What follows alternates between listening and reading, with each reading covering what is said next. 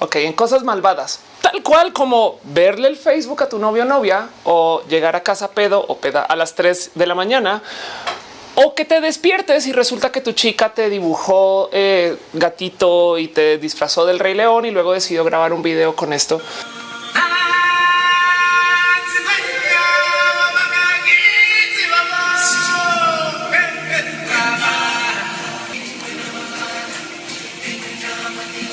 Como medida de lo que sí es malvado. Hoy quiero hablar un poquito acerca del tema de las pelis que seguimos viendo hoy en el cine, porque para ejemplificar un caso los invito a ver el primer Superman, la original, para que se mueran del aburrimiento, ya que en la era pre-internet se usaban historias con solamente un arco de historia. O sea, literal es la historia de Clark Kent que se vuelve Superman, que luego entonces sucede tal cosa y luego que se acaba. Fin.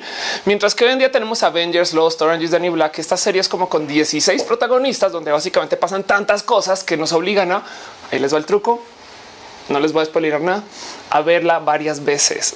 O sea, que te compren la peli varias veces, que compren la serie varias veces, que la tengan que comentar, que la pregunten en los foros. Es que no entiendo por qué chingados esto, aquello y demás, ya que justo estamos llevando una cantidad de hilos al tiempo.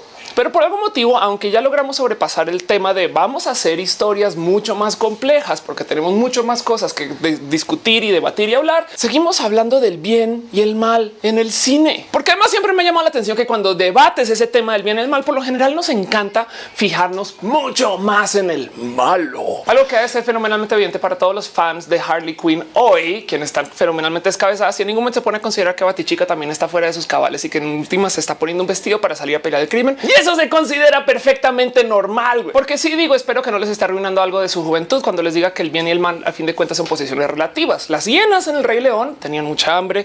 La bruja mala del oeste literal quería los zapatos de su hermana, quien Dorothy había asesinado un poquito antes y literal se los quitó a su cadáver así de estos son míos. Y luego después te dicen es una bruja malvada. El coyote también estaba muerto de hambre y para rematar el coyote del otro pendejo le está comiendo enfrente todo el santo día, está así con sus pilas de comida y yo no como nada. O por ejemplo también tenemos el caso de las máquinas en The Matrix, donde nosotros perdimos en una guerra contra ellas y luego ellos básicamente decidieron no asesinarnos como especie, sino más bien construir una utopía donde podemos vivir y podemos estar nosotros solamente atrapados en una situación distante donde ellos no se meten a lo nuestro siempre y cuando nosotros no metamos a los de ellos. ¿Y qué decidimos hacer nosotros? No, fuck you, vamos a asesinarlos a todos ustedes, salir, explotar y acabar con los robots que nos dieron un poquito de merced.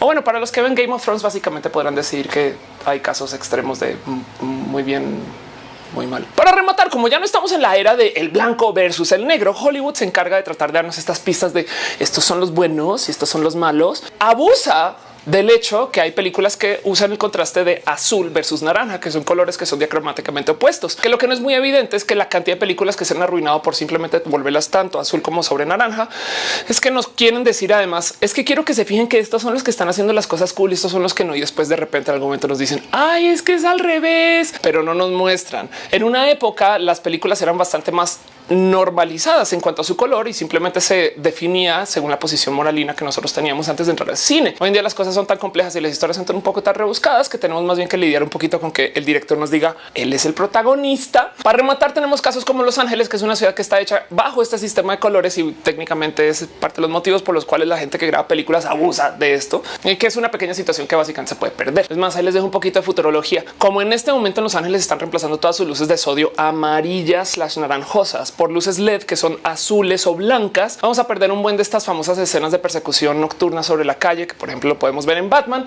ya que de repente ya no se sabe cuál es el bien y el mal, a menos que de repente entre cualquier editor de colores y diga no, yo le pongo naranja y azul, que todavía no responde la pregunta, porque chingados no la pasamos dividiendo todo en dos bandos cuando vamos a hacer pelis e historias y demás. O sea, la verdad es que realmente no tenemos motivo de por qué hacer esto, pero ahí seguimos. El término malvado, de hecho, es una palabra que va a sufrir un poco más bien de abuso semántico. Básicamente a todo le decimos que puede ser malvado, como por ejemplo necesitar de un mouse con cable para configurar tu mouse Bluetooth en OS X. Pero clásicamente el ser malvado es un caso más grave como de lo que sería ser malas personas, como pensar que puedes tomar una actitud considerada socialmente buena, pero prefieres no.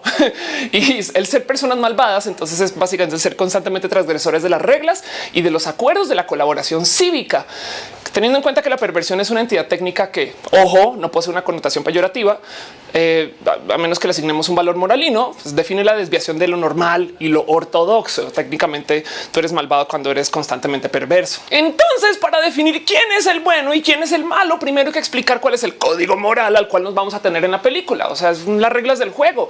Robarle un dulce a un bebé está mal y es canalla, pero robarse todos los dulces y todos los bebés para después hacer los dulces, eso sí es malvado. O bueno, en nuestra sociedad, por lo menos. Añadiéndole al paradigma, uno de los puntos que discutí Manuel Kant el tema es que no solo se hacen estas labores malignas, sino que también se llevan a cabo con intención. De hecho, él define niveles de malvades como imperativas para ser buena persona, perseguir con sus propios deseos cuando son radicales o morales, o naturales cuando no es con intención, pero de todos modos pues sigue siendo un acto malvado, como el cáncer, los terremotos o el tráfico en la Ciudad de México. Y por último, en el paradigma de lo malvado, Friedrich Nietzsche, tercer filósofo a considerar en este caso, consideraba que para casos moralinos entre esclavo y maestro, el caso es que el esclavo ahora se topa que cualquier cosa que lo controle y le pida al maestro, pues técnicamente será malvado, así sea por un bien general externo. Si tú estás trabajando contra tu voluntad por salvar el mundo te va a valer gorro, porque siempre y cuando sea en contra de tu voluntad sigue siendo malvado. Así que lo que hace Hollywood es siempre darnos una opinión para defender, o sea, un bando para que simpaticemos y nos sentamos como parte de la peli o que podamos por lo menos entender qué está sucediendo, no sin antes decirnos este es el esquema moralino en el que tenemos que trabajar. Y añadiéndole, siempre nos encanta lo que le sucede al malo. Nos fijamos mucho al que nos definen como el negativo de la historia y siempre tenemos como que la vista puesta encima de qué chingados va a ser el supuestamente malo y demás.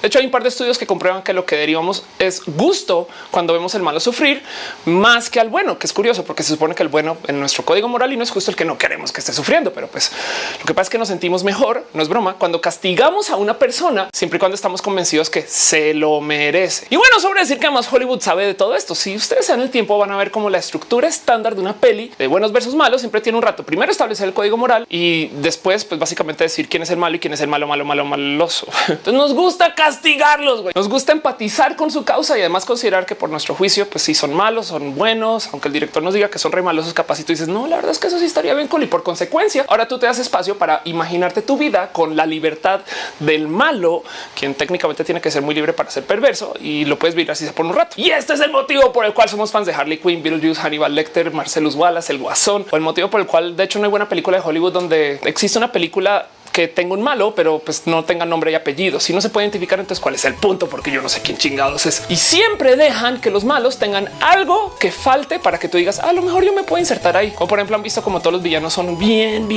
pinches solitarios. O bueno, en últimas también está el hecho que pues así como el DLC, las pelis de bien y el mal existen porque las seguimos comprando, pero eso ya es otro tema. Yo soy Ofelia Pastrana, of course en Twitter, y déjenme aquí en los comentarios sus malos favoritos que pueden ser buenos y díganme por qué chingados les gusta más Harley Quinn que Batichica. Me interesa saber. Para Inugami Veladion, que me pregunta que si va a hacer cosplay de Grell y los dientes. Quizás, quién quita, a lo mejor después encuentro algún modo barato o no barato y se hace bien todo y lo hacemos esas cosas. Para Chris Alonso, que pregunta si alguien tiene información de las dos computadoras que terminaron hablando de Dios. Eran computadoras usando Cleverbot, pero dejo en los comentarios del video anterior, donde pusiste la pregunta original, Chris, el link para que lo puedas ver. Es bien entretenido porque en algún momento una compu le pregunta a otra, oye, y pues tú no eres una computadora. Le dices, yo no soy computadora, yo soy un unicornio. True story, bro. Para Cami ADN, que dice que puede ver 99.9 de los videos en YouTube al doble velocidad y enterarse de las cosas, y que yo le doy un descanso porque yo no la dejo pasar de 1.5. Me parece muy bien. Tómate la vida tan solo a 1.5 velocidad o algo así. Para Guillermo Sosa, que pregunta si le gustaría leer la conversación de las computadoras y se pregunta si Dios para las máquinas no es lo mismo que lo que creen los religiosos. Yo creo que definitivamente no es lo mismo, porque primero que todo esto es una interpretación a base de redes neuronales. Básicamente las computadoras están tomando nuestras conversaciones y las devuelven en un modo que nosotros pensamos, sí, hace sentido. Pero la verdad es que hace sentido porque hace sentido estadístico. O sea, es como las palabras que más se usan en este formato, en este sentido, para estas frases que en el caso más común se habla de Dios. Pero yo creo que primero que todo decir que una computadora cree en, no, porque para ese chiste también tiene que creer en, para tratar bien, también tiene que creer en si puede o no puede hacer las cosas, tiene que creer en el valor de las palabras, porque una computadora no tiene por qué hablar usando palabras, tiene 1000 modos más para comunicarse.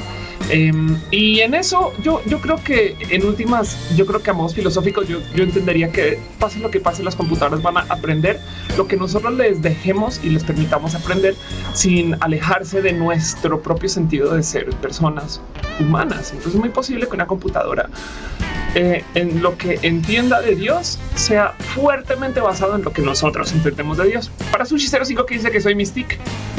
Sí, solo en mi tiempo libre.